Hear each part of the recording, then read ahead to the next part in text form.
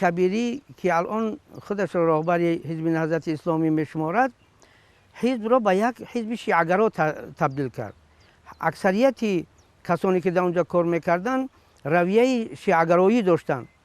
ما وقتی که همراه سابقه دار نهضت از جمله استاد نوید، داملا عبدالحی و داملا عبدالرحیم که میشتیم صحبت میکردیم، همین خیلی به خود یک گله میکردیم که این جوان، این محیدین کبیری که امروز راهبر حزب اصلا که کرده است، این از کجا اومد؟ یک آدم تصادفی، واقعا هم یک آدم تصادفی بود، هیچ کسی را نمیشناخت در حزب.